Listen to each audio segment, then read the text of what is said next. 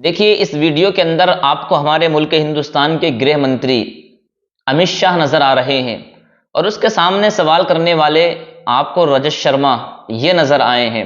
इन्होंने इस वीडियो के अंदर ऐसे ऐसे सवाल किए हैं कि जो अमित शाह जवाब देने से कतरा रहे हैं, जवाब देने से कासिर हो रहे हैं। और मैं समझता हूं हर मीडिया वाले को, हर पत्रकार को इसी तरह के सवाल करने चाहिए हर मुद्दे को लेकर के। जरा आप इस इंटरव्यू को मुकम्मल सुनिए और फिर अपनी राय का इजहार जरूर करें। क्या ये जो सवाल किए गए हैं ये जनता के लिए अच्छे साबित होंगे या अच्छे साबित नहीं होंगे? चलिए आप मुकम्मल इस वीडियो को देखिए।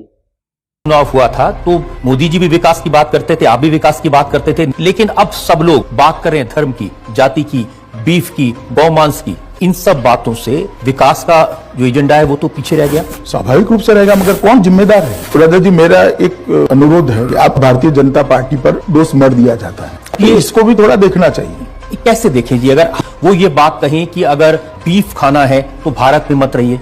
उन्होंने ऐसा नहीं कहा है एग्जैक्टली कहा कि मुसलमान इस देश में रह सकते हैं लेकिन बीफ खाना छोड़ना होगा। सबसे पहले कौन गया? राहुल गांधी गए, उनको सवाल पूछा आपने? कांग्रेस पार्टी को पूछे, भैया बात का बटंगर बना रहे हैं, मगर मुझे ये बात का जवाब दीजिए, समाजवादी पार्टी को क्यों कटघरे में नहीं खड़ा करता? इसलिए कि एक भारतीय जनता पार्टी के लोग, आरएसएस के लोग, जो व्यक्ति गौ का मांस खाए उसको दंड देना चाहिए और उसके प्राण ले लेने चाहिए। कि जो आदमी इस तरह की बात कहे तो सरकार को ऐसे आदमी को पकड़ के जेल में तो डालना चाहिए। क्या हो रहा है? गौ हत्या करने वालों को फांसी की सजा दो।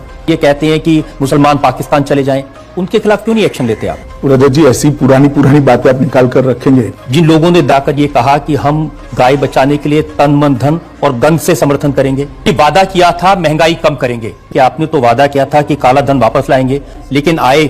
ये बोलना ठीक नहीं है, ये बोलना ठीक नहीं है। हर व्यक्ति के खाते में 15-15 लाख रुपए लाने की बात किसानों से वादा किया था कि अच्छे दिन आएंगे, लेकिन आत्महत्या के नंबर बढ़ता जा रहा है, किसान सुसाइड कमिट कर रहे हैं। तो अखबारों की सुर्खियां देखकर मुझे सवाल करेंगे तो ऐसा ही होगा रजत जी। अखबारों की सुर्खियां तो ये है ना, किसान तो आत्महत्या कर ही रहे। मुझे लगता है ये सवाल कांग्रेस के नेतृत्व को पूछना चाहिए और की जनता का तो नुकसान होगा। के लिए जिम्मेदार कौन है रजत जी? ये जिम्मेदार कांग्रेस पार्टी है। या फिर ये कहें कि भारतीय जनता पार्टी के नेताओं में अहंकार है और आपको उन्होंने नरभक्षी कहा बार बार। चलो भाई, मैं तो लालू जी का भाषण सुन रहा था, वो कह रहे थे कि अमित शाह ने तंत्र मंत्र का षड्यंत्र करके उनके ऊपर पंखा गिरा दिया।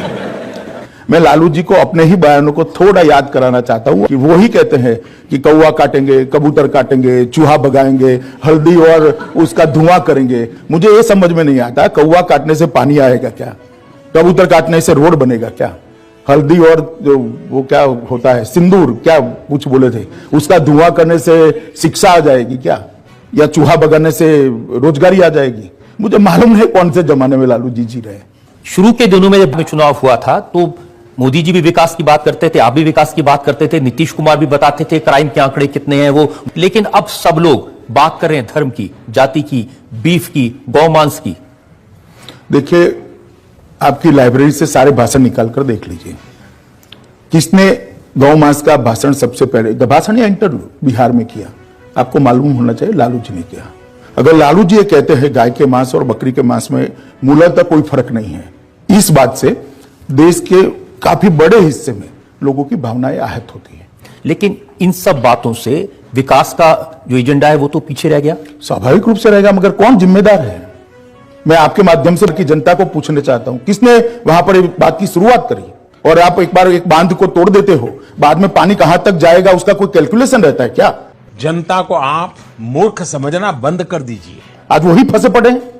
ये तो उन्होंने बांध को तोड़ते वक्त तय करना था कि क्या होगा। लेकिन अमित जी, कैसी भाषा का इस्तेमाल हो रहा है? आप लालू जी को शैतान कहें। मैंने नहीं कहा सर, मैंने कभी नहीं कहा रजत जी, हो तो दिखाइए जरा आप। और वो बार बार कह रहे हैं कि आपने मुझे शैतान कहा तो मैं आपको ब्रह्म पिशाच कहूंगा। लालू जी से कोई और अपेक्षा नहीं है। और आपको उन्होंने नरभक्षी कहा बार बार। अच्छा बात नहीं है। चलिए, वो कुछ भी कहते रहे, मैं शुद्ध शाकाहारी व्यक्ति हूं। ये झूठ है, झूठ है, झूठ है। रजत जी, मेरा एक आपको भी अनुरोध है कि आप इसका भारतीय जनता पार्टी पर दोष मर दिया जाता है, अब ये इसको भी थोड़ा देखना चाहिए। कैसे देखें जी, अगर मुख्यमंत्री जिम्मेदार व्यक्ति हैं, वो ये बात कहें कि अगर बीफ खाना है तो भारत में मत रहिए। उन्होंने ऐसा नहीं कहा है एग्जैक्टली कहा कि मुसलमान इस देश में रह सकते हैं लेकिन बीफ खाना छोड़ना होगा। वो ठीक है, ऐसा उन्होंने नहीं बोलना चाहिए। उन्होंने खुद खेद व्यक्त किया है और पार्टी ने भी कहा है कि खट्टर जी के बयान के साथ पार्टी इत्तेफाक नहीं रखती, वो उनका व्यक्तिगत बयान है, उन्होंने बयान नहीं देना चाहिए, उसमें दो राय नहीं है। सबसे पहले कौन गया? राहुल गांधी गए। उनको सवाल पूछा आपने? वो तो बोलते ही नहीं है। मगर वो नहीं बोलते हैं तो कांग्रेस पार्टी को पूछे भैया। ये ठीक है, उनके मुंह से शब्द निकल गया, उसको पकड़कर बात का बटंगर बना रहे हैं, मगर मुझे ये बात का जवाब दीजिए, इवन आपका चैनल भी समाजवादी पार्टी को क्यों कटघरे में नहीं खड़ा करता? करना चाहिए या नहीं करना चाहिए? काफी लोग तो ऐसे हैं जो मोदी क्यों चुने न जाए इसका एक पत्र पारित किए थे लोकसभा के चुनाव में, अब चुनकर आ गए, तो हम क्या करें? जनता ने चुना है भाई। इसलिए कि एक परसेप्शन ये बना है कि भारतीय जनता पार्टी के लोग, आरएसएस के लोग, जो व्यक्ति गौ का मांस खाए उसको दंड देना चाहिए और उसके प्राण ले लेने चाहिए। इस सज्जन को क्या तकलीफ है भाई? क्या तकलीफ है इनको? मैं दो हिस्सों में, आपका सवाल है, दोनों हिस्सों का जवाब देता हूं।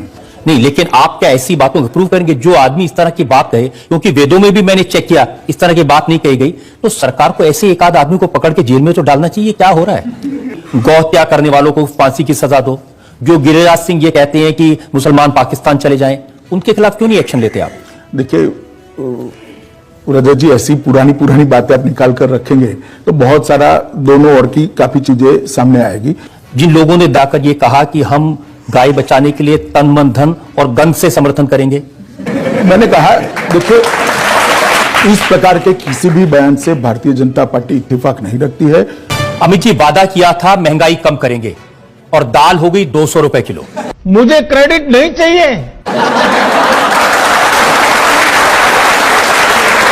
कह रहे हैं कि मोदी जी ने कहा था ना खाऊंगा ना खाने दूंगा, वो दाल के बारे में कहा था।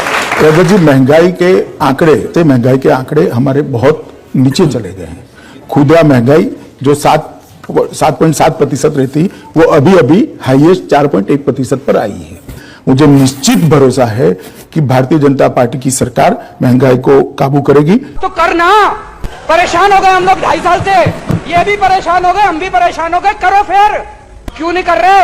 एक ऐसा समय आया है कि अभी 200 रुपया दाल है, इससे कोई इनकार नहीं है और वो चिंता का ही विषय है, गंभीर चिंता का विषय है, मगर सरकार भी चिंतित है और एक्शन भी ले हैं। कि आपने तो वादा किया था कि काला धन वापस लाएंगे, उसके लिए कानून भी बनाया, लेकिन आए तो पहली बात तो ये कि भारतीय जनता पार्टी ने कुछ नहीं किया, ये बोलना ठीक नहीं है। सारे एक्शन हुए हैं। विदेशों में जमा काला धन हर व्यक्ति के खाते में 15-15 लाख रुपए लाने की बात विपक्षी दलों को ये एक राजनीतिक जुमला है। बिल्कुल आपने मेरे दिल की बात बता दी।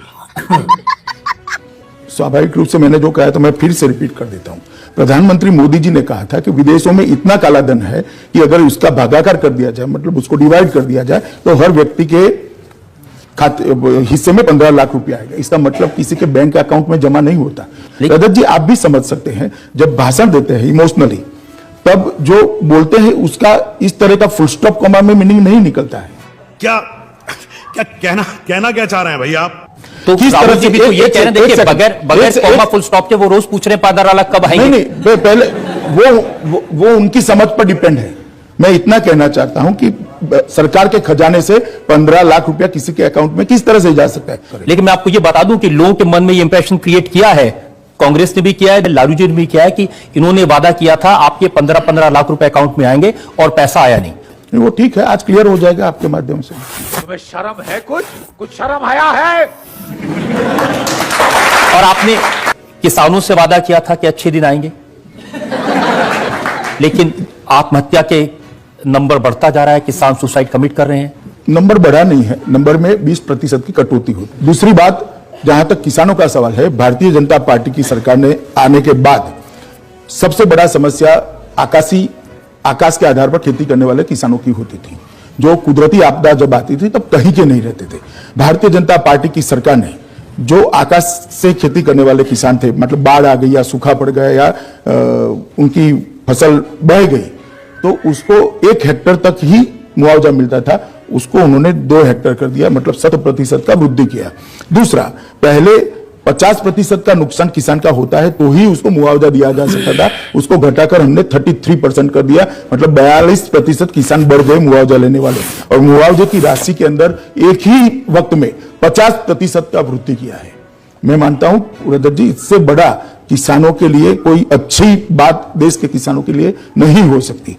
मगर आप अखबारों की सुर्खियां देखकर मुझे सवाल करेंगे तो ऐसा ही होगा रजत जी। वास्तविकता ये है, लेकिन अखबारों की सुर्खियां तो अभी ये है ना, और किसान तो आत्महत्या कर ही रहे, बीड में जहां महाराष्ट्र में उसमें भी आंकड़े आप कंपेयर कर लीजिए रजत जी, कटौती हुई है 20%, और फिर भी एक भी किसान आत्महत्या करता है। ये भारतीय जनता पार्टी की सरकार के लिए चिंता का विषय है। मुझे लगता है कि मीडिया ने ये सवाल कांग्रेस के नेतृत्व को पूछना चाहिए और कांग्रेस अध्यक्ष को पूछना चाहिए, नहीं कि भारतीय जनता पार्टी को पूछना चाहिए। कांग्रेस से मीडिया में करेज होनी चाहिए। वो तो किसी भी चीज में आप साथ नहीं देंगे। चलिए, तो हम क्या कर सकते हैं इसमें?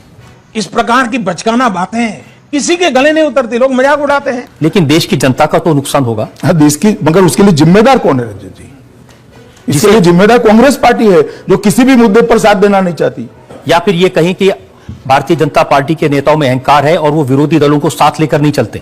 आप जरा एक ऑफर लेकर आइए कि क्या करना है, क्या करने से वो मान जाएंगे, हम तैयार हैं। इतना छोटा पहले कभी नहीं हुआ होगा।